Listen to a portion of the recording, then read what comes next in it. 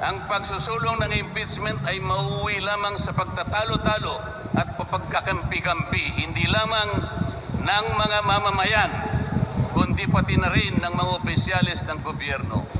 Ipinaalala rin na kapag nagtatalo-talo ang mga nasa pamahalaan, apektado ang taong bayan, at kapag magulo ang bansa, ang mga tao ang kawawa.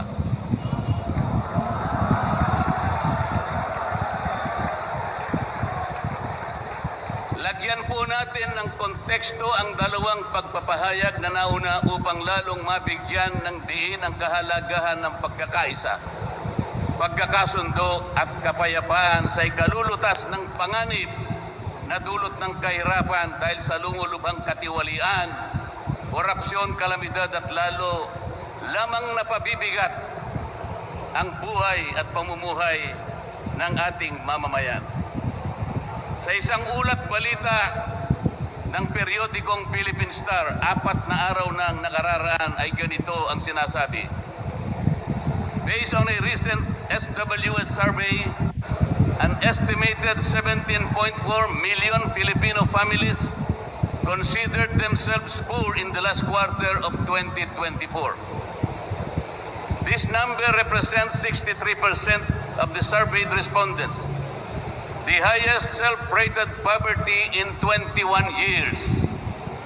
Across the country, Mindanao had the highest self-rated poverty at 76%, followed by Visayas at 74% and Luzon at 55%.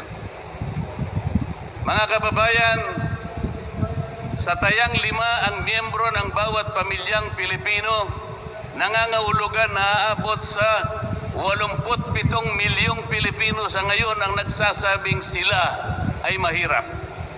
Katumbas ito ng 75% ng ating populasyon ngayon na tinatayang 116 million o mahigit pa.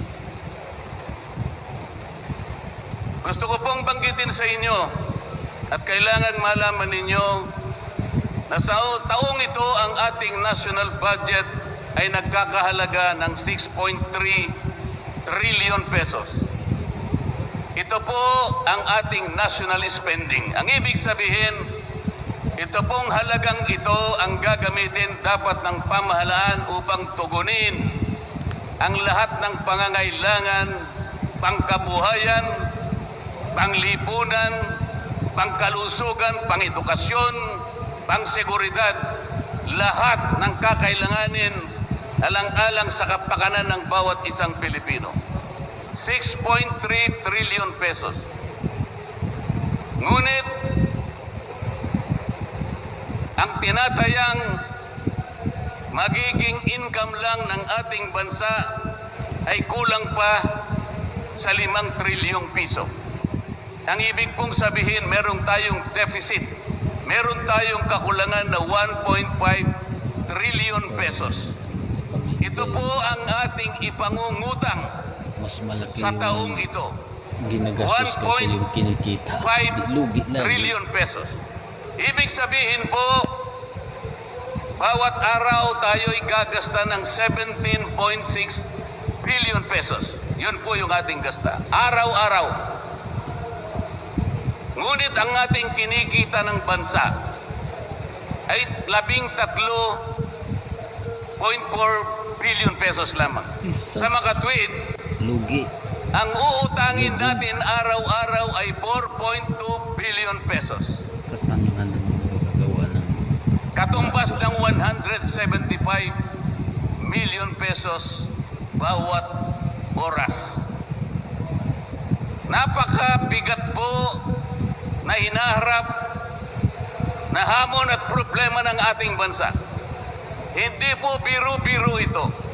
Ito po'y pananagutan po ng ating mga opisyalis. Hindi po pwedeng talikuran ito. Ganito na po kalala ang problemang pang-ekonomiya ng ating bansa. Ngunit, hindi po yata ganito ang naging direksyon, sapagkat sa halip na po unahin ang mga binanggit nating malalaking problema na kinakaharap ng ating bansa, Ang inuna po ay mga bagay na mauuwi lamang sa pagkakampi-kampi at pagkakabahagi ng ating bansa. Bakit po? Nagtatagpo ng Quadcom. Ang buong akala ko po sa pagtatatag ng Quadcom, ito po ay 4 na komite sa House of Representatives.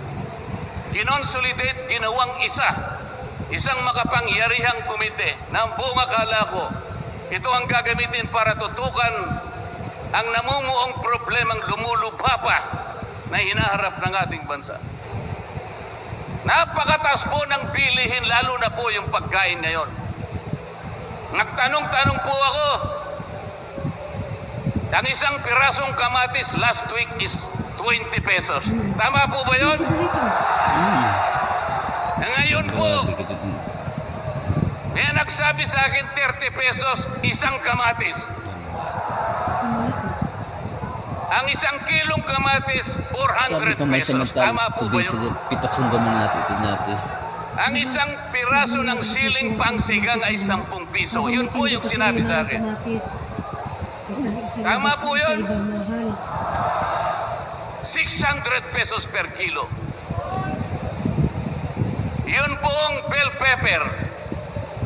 Dalawang kulay po yata yung bell pepper. Isang verde, isang pula. 45 pesos ang isang piraso. Kulita member to sa IEC. Congressman 1,000 to pesos Ito yung ang isang kilo. ito yung tatakbo ngayon pagka-senador. Bakit hindi po ito yung unang harapin natin? Ito yung kumakalaban sa mga Quadcom ng mga buwan Napakalala po barbers. ng presyo ng kuryente sa ating bansa. Mga gago Ito yung mabait to si Marcolita In-endorse ito ni Duterte pagka-senador Meron po akong Ay, isinulong easy na talaga to. 10 panukalang talaga to batas siya. na ang tanging layunin ay ibaba ang kuryente sa bansang ito. Maganda ito pa panalunan Yan naman niya. Mabait to Ikinalulungkot ko pong ibahagi sa inyo na kahit isa'y wala man lamang pong nadinig. Siya na gano'n ng batas na bababa yung wala talagang Ano po yung dininig ni Marcos pinatawag ang dating Pangulong Duterte, pinatawag ng Quadcom. At ang ginamit na pamamaraan ay yung isinasaad sa saligang batas. Inquiry in aid of legislation. Natupad po ba yung inquiry in aid of legislation? Paano po in aid of legislation kung ang tatawagan nilang resource persons para humarap sa paglilitis na yon ay puro kalaban ng dating Pangulo? Alam po ninyo lahat yon. Pinagtatanong nila yung Pangulo base doon sa mga sinumpaang salaysay at affidavit nung kanyang mga inusig nung kanyang panahon sa war on drugs. Hindi naman ipinatawag ang mga taong maaring makapagbigay sa kanya ng tulong upang ipaliwanag ang war on drugs. Hindi ipinatawag ang mga Solicitor General sa kanyang panahon. Hindi ipinatawag ang mga Chief PNP upang magpaliwanag kung ano ang war on drugs. Puro kalaban ang dating Pangulo. Yung mga abogadong kasama niya para magtanggol sa kanya, hindi pwedeng magsalita. Sapagkat ang tuntunin sa mga komite, ikaw ay papayagan lamang para payuhan mo ang kliyente mo sa kanyang karapatan. Ngunit paano mangyayari na ang kliyente nila ay papayuhan sa kanyang karapatan kung bubulungan lang siya, ay makikita siya ng isang chairman doon. Attorney, huwag mong bubulungan yan. Iko-contempt kita.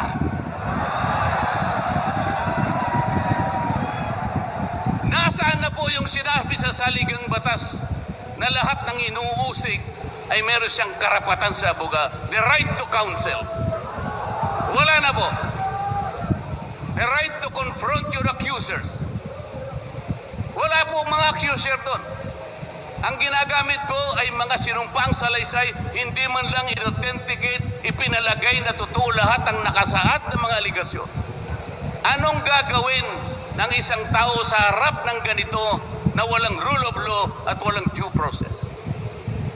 Ito po ang pinag-umpisahan ng kaguluhan at pagkakahati-hati. Sa kagustuhan po nila na mausig ang dating Pangulo, ayaw po nilang pumunta sa korte, ayaw nilang pumunta sa piskal. Ano po ba ang sinasabi ng mga desisyon ng Korte Suprema?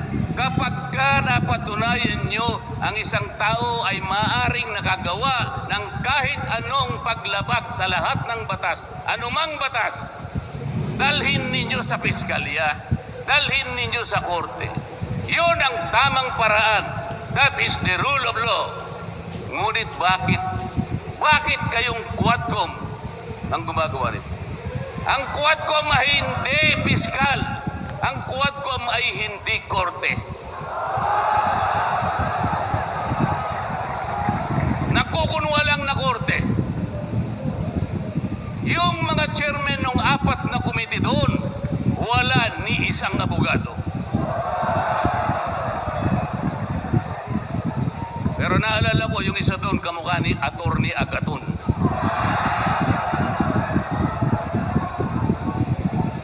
So sa halip na ang unahin ay yung kapakanan ng mamamayan, sa harap at liwanag ng napakaraming nakabantang panganib sa atin, sa ekonomiya, panglipunan, pangseguridad, korupsyon, katiwalian, bakit ang inuuna ay usigin ng isang tao na hindi naman ipadataan sa tamang proseso ng batas?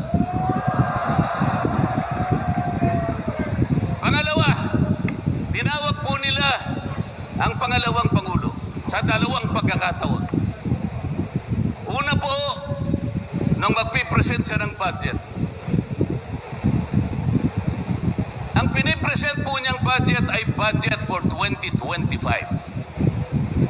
Akalain po ninyo ang gusto nilang tanungin ay yung pagkakagasta ng kanyang budget noong 2022 and 2023. Saan ka naman nakakita ng ganong klaseng direksyon? 2025 ang dapat pag-usapan, ang kanilang pilit na itinatanong ay paggamit o paggasta niya noong 2022 at 2023. Ang sabi po ng Vice President, siguro nainis na rin, I forgo my opportunity to defend this 2025 budget and I leave it to the discretion of the House of Representatives as presented. Oh, ayaw pa nilang tanggapin. Nang ibig sabihin, ayaw ko nang itipensa sa inyo. Bahala na kayo. Kung anong gusto nyong ibigay sa akin, bahala na kayo. Ano pong ginawa nila? Hindi. Kinakailangang masagutin mo lahat ito. Walang exempted dito.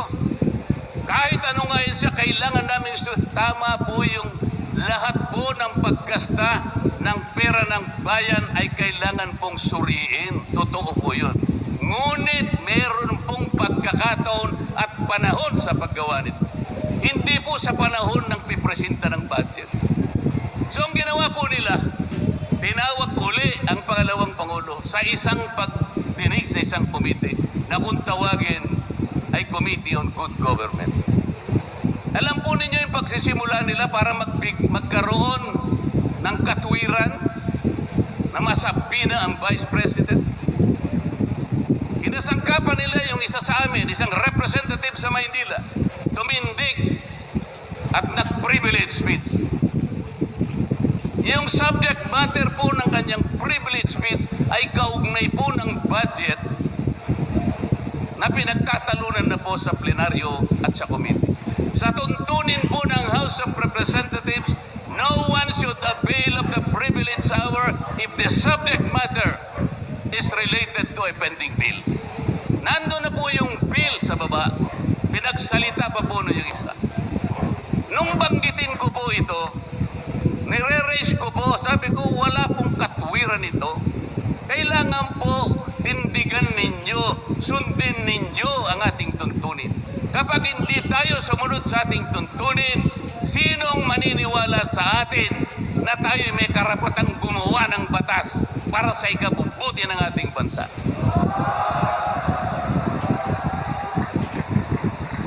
Ang sabi po ng chairman, noted. Eh, saan ka naman nakakita ng ganun? Ang House of Representatives ay lugar ng pagdidebate. Doon masusuri kung sino ang may katwiran. Kung hindi magsasalita ang chairman. At pagkatapos po, eh sinabi ko pa, eh bakit pa ako dahil lamang sa isang manifestation ng isa sa amin, ginawa na naman ninyong isang motu proprio action. Yung motu proprio po ay ibig sabihin ang komite sa kanyang sarili ay pwedeng mag-imbestiga sa sarili niya. Pero ginamit nila yung manifestation ng isa sa amin. Mali na naman po yun.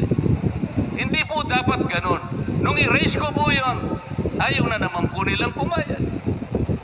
Eh samantalang ako po, I delivered a full privilege speech. DepEd din ang pinag-uusapan nun.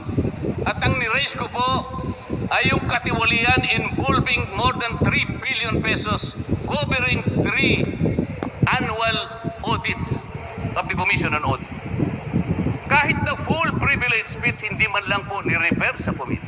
Samantalang yung illegal po na privilege speech, dali-daling ibinigay gagad sa Committee on Good Government. Kahit na illegal, kahit alam nilang mali. Ito po yung problema. So sabi ko, Mr. Chair, bakit tayo po ang sumusuri? Bakit tayo po ang nag-audit ng confidential funds ng Vice President? Bakit tayo po? Hindi po ba ang minantuhan ng ating saligang batas na tanging may otoridad at kapangyarihang mag-audit at mag-examine ng lahat ng report at papeles ng pagkakagasta ng ating bansa ay ang Commission on Audit? Ni-raise ko na naman po yun. Ayaw pong sumagot ng chairman.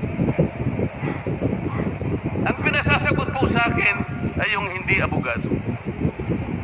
Sabi ko, Mr. Chair, nilapitan ko po sila. Mr. Chair, Ano kuman? huwag naman pong ganito. Ilagay naman po natin sa konteksto at sa regulasyon ng ating ginagawa. Tinatanong ko po ay isang constitutional issue. Bakit ang pasasagutin mo sa akin ay hindi man lang abogado? Huwag mo naman akong insultuhin.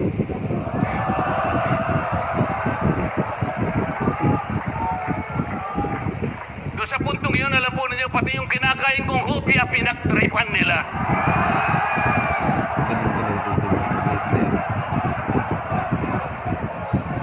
Ang Iglesia ni Cristo ay hindi po laban sa impeachment, sapagkat ang impeachment ay itinatadhana sa saligang batas. Ngunit, kung ang paraan ng pagsasagawa nito ay wala sa batas at wala sa tuntunin, ito na naman ay pagmumulan ng kaguluhan, pagmumulan na naman ng pagkakabahabahagi ng ating bansa.